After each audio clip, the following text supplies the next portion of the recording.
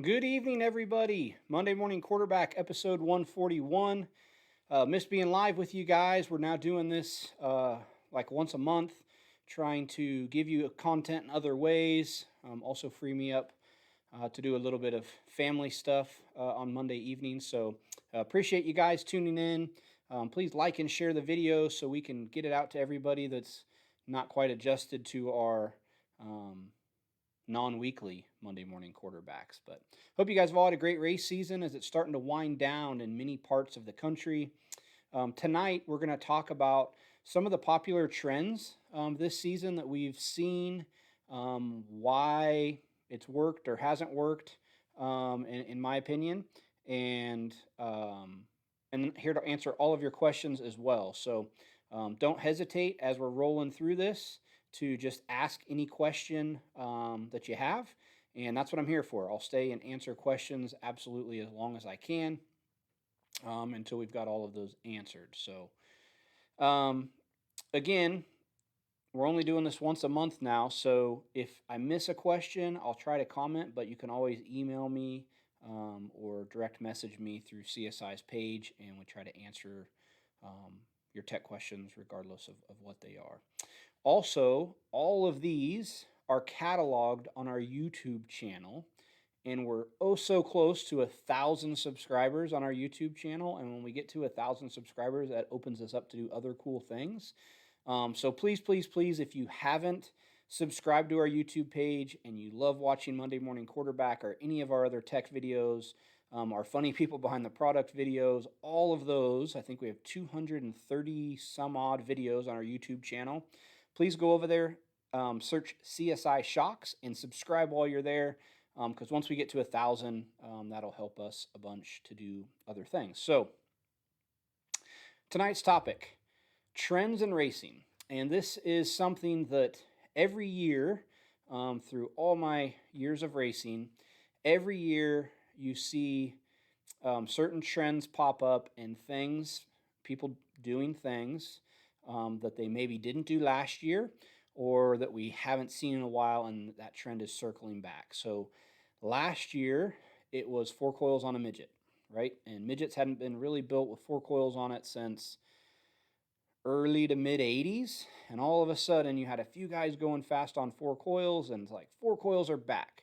Well, that trend's kind of died off and you don't see it as much this year. As I explained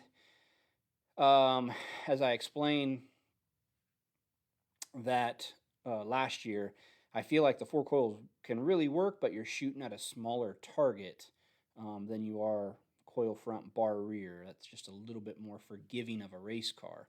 So you've seen that trend kind of fall. And a lot of the chassis stuff always circles back to what's worked forever and ever and ever. So sprint cars are back to 4 torsion bars. You very rarely see a coil front, even non-wing sprint car anymore. That's what's worked for the masses and seems to be the most broad range to hit your setup. Because there's certainly things you can do to go fast, and some of those we'll talk about. Some of the trends that I've noticed and jotted down today as I was thinking through this. Certainly, they all have an advantage, or you wouldn't see multiple people doing them. But sometimes the disadvantage can outweigh the advantage. And what I mean by that is it might be hard to hit it perfect, right? And so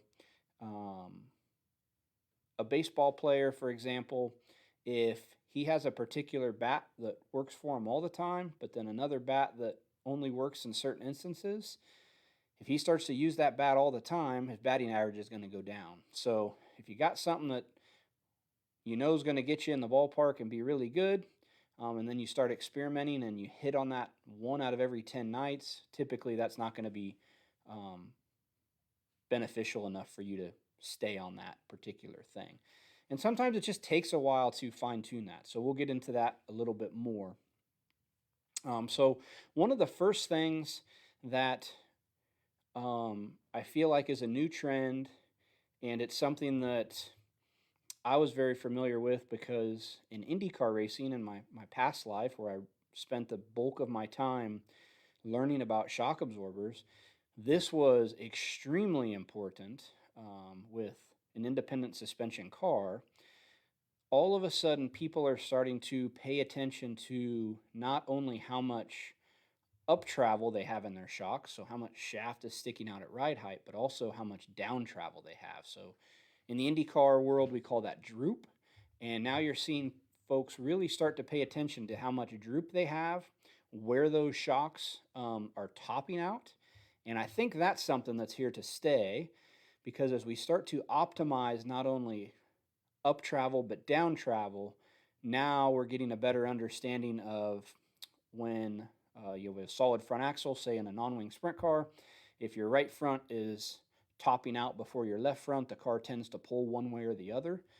So we're starting to see more and more of that, and what that's forced us to do as shock builders is start to modify shock lengths, internal droop limiters, etc., to really maximize that. So um, years past, you would see guys with sliding shock towers, and you could kind of adjust your droop with the sliding shock towers depending on where you had the shock hook up. Most chassis manufacturers have gotten away from that. A lot of them have given you 3 options on the axle now, which is super helpful because now you're able to get where you need to be, whether you're running a twin tube shock or a gas shock. 7-inch gas shock has the same stroke as a 7-inch twin tube. However, the extended overall eye-to-eye extended length is much different. Let's see if we have any questions pertaining to that right now. No. Okay. Again, if you have questions, just fire away and answer. So one of the first popular trends we've really started to see is optimizing your droop and how that can help with forward drive, with the car driving straight, and that's something that has become very important. On the quarter midget side, we've done an in-between size rod end. I believe we're the first manufacturer to do that. So now we have our standard rod end, a 1-inch, and then a 1/2-inch extension to make sure that we're not topping out shocks. So when you go from pavement to dirt, which a lot of customers do, and you start raising the car up, you want to make sure that you're not super close to topping that out, right? Because that'll make the car very ill handling. So that's one popular trend that we've gotten a lot of requests for this year, and we've worked really hard to make sure we are optimizing up and down travel for customers based on their chassis. That's why we always ask you what kind of chassis you have when you order your shocks to make sure we're getting you the correct lengths. So the next thing is we started to see a trend towards bump springs over bump rubbers. Whether this is here to stay or not is up for debate. So the benefits of a bump spring over a bump rubber: a bump spring is much more robust, the rate isn't going to change, and they probably will last a lot longer. So a bump rubber is going to change rate based on temperature, if there's a big swing in temperature. A big one at the dirt tracks is you'll go to the car wash, the bump rubber gets soaking wet, and if it doesn't totally dry before you run again the next night, the bump rubber can deteriorate.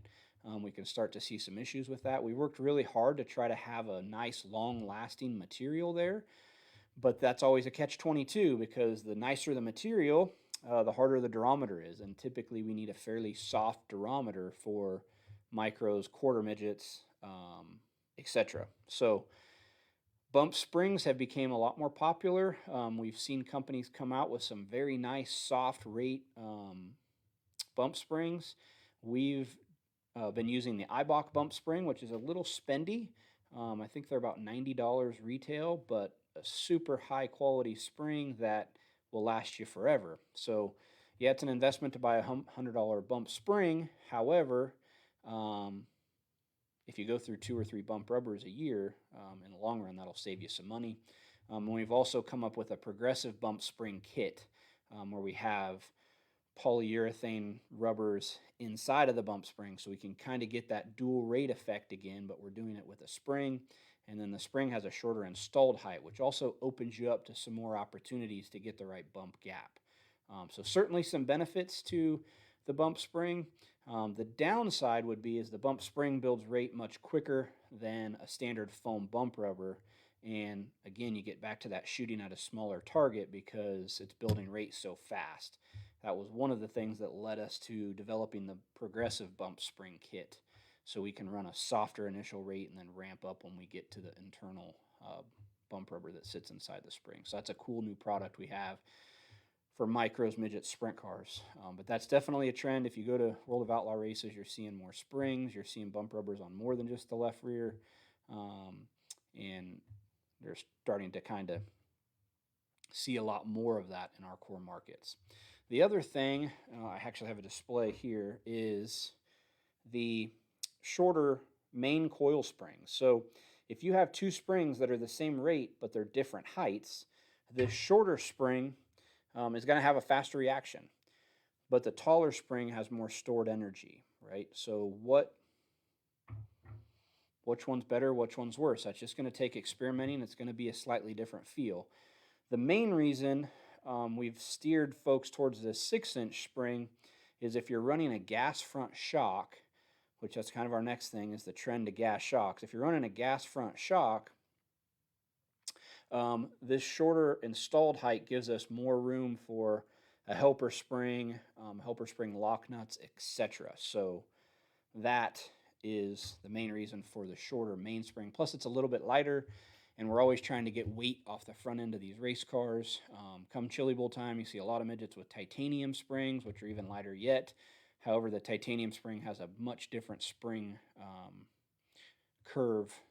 rate curve than your traditional steel springs. So we prefer these. And we found on the titanium springs, you typically got to be 25, 30 pounds softer to get the same feel. Plus, they're $600 to $800 a spring, so pretty expensive. The next thing is the movement to gas shocks. So I feel like we've been around for about 12 years. When we first got into non-wing racing, it was probably 50-50 gas shocks to twin tube. And here recently, in the last 2 or 3 years, that number's gotten closer to like 95% gas shocks in the non-wing world. Heck, we even got Robert Ballou to put gas shocks on. I thought he'd be the last guy in the universe. He was a oil shock guy through and through. We've started to see that trend happen now on the wing sprint car side. Why did it happen later in wing sprint cars than non-wing sprint cars? I think mainly because the shock velocities you see in a wing sprint car are much less than a non-wing car. The wing keeps the car so planted. The shocks don't move as fast. You don't have to have as much control. They don't get as big of a workout as they do in a non-wing car. However, as we continue to make gas shocks better, nicer base valve, better piston designs, etc., that shock is just becoming more and more advantageous, right? We're getting past all of the old problems there were with gas shocks. Too much rod pressure, can't get a hold of the track in the slick, driver can't feel the car. We've slowly been able to take away all of those negatives. Everything else with the gas shock is a positive, right? The design's better, less moving parts, more robust, less fade. All of those things are much better for a race car shock. So that's a trend that's here to stay. I don't think you'll see a mass movement back to twin tubes. It's just a very old, antiquated design. It was originally designed for a passenger car, and the gas bag is definitely the weak link. Now, you could see twin tubes come back if somebody really gets to work, and there's some twin tubes out there that don't have a gas bag, and there's some other things you can do to maybe spice that shock back up, because a twin tube shock's a little bit less money to produce because the outer shock body doesn't need to be perfect. It can just be a tube, and then you can have a precision tube inside of that. It's a little bit less money to manufacture. A gas bag is less money than manufacturing the divider, piston, base valve, all of that. So you might see somebody make a push to really, really improve the twin tube shock, but I don't totally expect that. I think the gas shock's here to stay. The last trend would be for my quarter midget folks, and that is with the new weight rules and the cars having to be heavier. It's really changed how you had to do some things for the lighter drivers. So in my instance with Hudson as a 40-ish pound driver, now we had to put 15 pounds more lead on the floor of the car. That, believe it or not, is very challenging because pretty much anything you get in front of that seat bar is adding nose weight. And when you file 15 pounds more nose weight on the car, um, makes it challenging to get the race car to hook up. You can only put so much under their butt, right? Unless you start getting into exotic materials like tungsten that are very dense and heavy and don't take up as much room. But who wants $1,000 worth of tungsten on a quarter midget? So most of us are using lead or steel, and that gets to be a challenge. So we've had to adapt some different things with our setups, move some things around. The tires definitely are different this year. So that's been a challenge. Tires are wearing much more aggressively, and I think that's simply because of supply issues and Hoosier not having time for the tires to cure in the manner that they had in the past. So we're seeing a lot more tire wear. I mean, you're seeing tire wear on junior Hondas that you would normally see on a World Formula. So the more weight is attributing to that, the tire process is attributing to that. So all of those things are challenges that we have to overcome.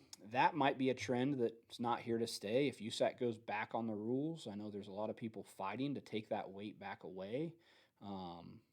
I would be one of them. Um, as much as we don't want to exclude heavier kids, it can become a safety issue when you got 70 pounds of lead on the floor pan of a quarter midget. So yeah, we'll see where that goes. But now we can jump in and answer any questions anybody has. Please fire away.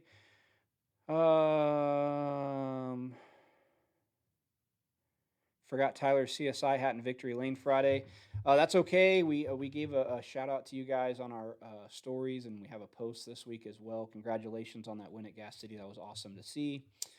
Rick, great to see you. I've missed seeing you at the quarter midget races, but hope all is well. Zach, limited non-wing sprint car. So, Zach's question is how much rebound to run on his non-wing limited sprint car when the track gets slick. So on a non-wing sprint car, typically we will run more rebound in the left rear when the track's faster. Reason being, trying to keep it off the right rear, certainly keep it off the right front, hold some more dynamic tilt in the car by kind of forcing the left rear down rebound-wise, so you can carry more corner speed. As the track starts to slick off, we will take a little bit of rebound out. So 10 years ago, as soon as the track slicked off, guys would open their left rear shock all the way. That doesn't happen as much today. Reason being, as you take rebound out of your left rear shock, you're taking drive away from that left rear corner. So what we prefer to do now is add right rear rebound to give it more right rear grip and take a little bit of left rear rebound out. So we're trying to balance our grip level left rear to right rear. If it's all on the right rear, you're going to overwork the tire. The car's going to be unbalanced. If it's all on the left rear, it'll have good drive from the center off, but it'll want to push, and you can, if your right rear brake's free on entry, you're never going to get it again till exit. So you have to keep the right rear underneath you, and that's one of the reasons we take a little bit of left rear rebound out, add right rear rebound when the track slicks off in a non-wing sprint car. Wing sprint car is a different story. As the track slows down, we add rebound because we're trying to keep the left rear down as we lose wing speed. So when the track slicks off, you don't have as much downforce pushing the left rear down, so we try to cheat it with the shock a little bit. Mark, in the topic of spring size, would you say there's a difference between a 5-inch spring and a 3-inch with a spacer? Yes, there is, because the 3-inch with the spacer, all you're doing with the spacer is making sure you can have enough room to get the car high enough. So if you just have a 3-inch spring and you don't have a spacer, you can only get the car so high, but that spacer is solid. So the spring rate is definitely quicker on a 3-inch spring versus a 5-inch. So always been a hypercoil guy on the quarter midget side. Mark's a quarter midget guy. That's where they're getting the 3 and 5-inch springs. Love the hypercoil spring. Love the slightly progressive rate with the barrel shape. Last year, when you couldn't get hypercoil springs, and I was building a second car for Hudson, I put iBox on it. We sell iBox springs as well. They're the shorter 3.5-inch. I preferred that over the 5 when I did my initial testing. And that's what I've ran on my cars all year because I felt like I give people feedback for another brand of spring we're selling. I've ran hypercoils for a while, and I really like that little short spring. The thing pops up off the corner quicker. I don't know if you'd notice a difference in 3/4 of an inch of spring height between the hypercoil and the IBOC, but from a short spring to a 5 inch, like an inch and a half, 2 inch different spring, I definitely think the shorter is better. It just reacts a little bit quicker. Yep. Trent, did we fill those positions we're hiring for? We have not. So if you know anybody, we are hiring for somebody that will split their time between our sub-assembly area, so building small assemblies of shock parts, and the jack department, so building our pit boss jacks. And then we need somebody for shipping and receiving as well. So trying to add to our team. If you know anybody looking, we have great benefits and certainly a fun place to work. So, Nick, opinion on dry bars. So, going back to trends, I remember, gosh, it would have been probably 2010, 2011, early in the days of CSI. I remember going to Eldora for the season opener for USAC and walking through the pits, and I'm always looking at everything suspension, right? What shocks are people on? What torsion arms are guys running? Anything you can see. And I would say 80% of the non-wing sprint cars at Eldora that day had dry bars. By midsummer, there was 2 teams left on dry bars. Is that because there was an issue with the dry bar? No. But when somebody starts to not run good, the first thing they take off is the unknown or the new piece. So I always laugh and tell my friends, shocks are the first things praised and the first thing that gets jerked off the car when a guy has a bad night. So the new thing's going to go. The new thing that year was the dry bar. So if a guy got in a slump, he took the dry bar off. Chances are he didn't go a whole lot better when he took it off. My personal experience with a dry bar is it's a very cool concept. So everything Danny comes up with is very well thought out, extremely well engineered. So the concept of the dry bar is really ingenious. I think the challenge with it is one, you're adding one more thing for the driver to adjust. So the guy's got 6 shock knobs in there, a weight jacker, a torsion bar, anti-roll bar adjuster, and they just get themselves spun out a little bit. So that's probably one issue. The other challenge with it is I don't know how much it actually is moving. So I know he has some different blades and stuff. You're actually bolting a lot of extra stuff on your race car, and I don't know if it really moves the needle from soft to full. Maybe it does, maybe it doesn't. I don't have a whole lot of experience with it, but in talking to others, some, and it could have been their particular setup, weren't getting much feel from full stiff to full soft. But an adjustable anti-roll bar is nothing foreign to me. I mean, every Indy car you work on, for the most part, has an adjustable anti-roll bar front and rear. Certain tracks will disconnect it if you just need more roll, but something I'm very familiar with. So, Trent, you submitted a resume. Awesome. So it's probably on Raphael, our GM's desk. Trent, are you from California? We got a resume from somebody from California, so maybe that is you.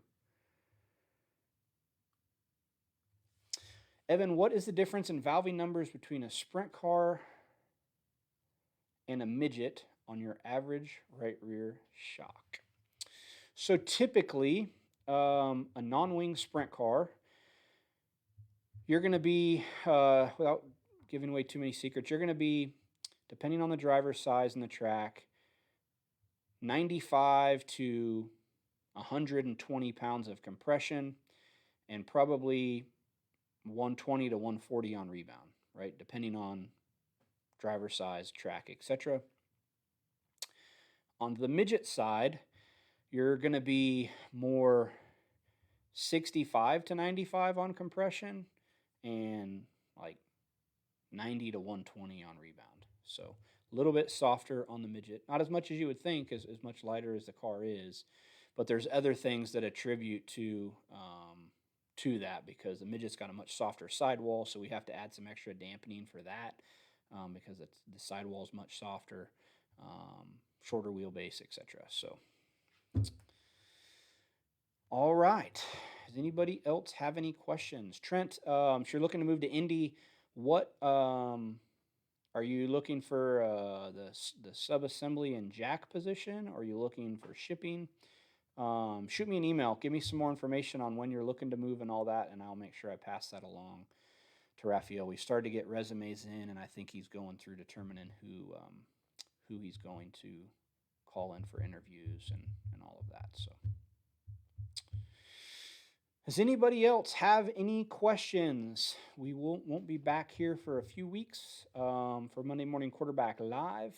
We have some cool tech videos, a cool tech video coming out this week, and then people behind the products. We've been trying to alternate people behind the products with tech videos and more informative videos. So every Friday at noon, you'll see a new video post to our social media channels and our YouTube page. So if you missed the start, definitely go to our YouTube page and subscribe for us. We're trying to eclipse the 1,000 subscribers.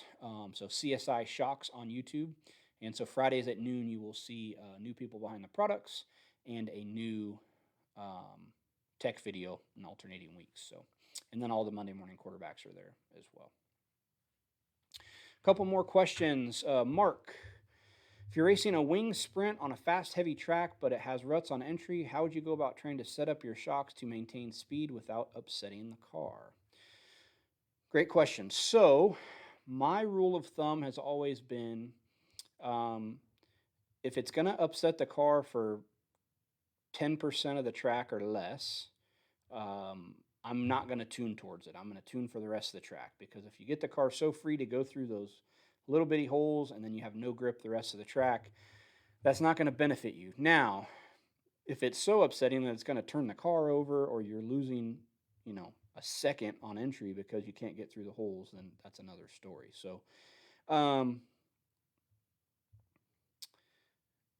gas shocks are going to get through holes much better than twin tubes.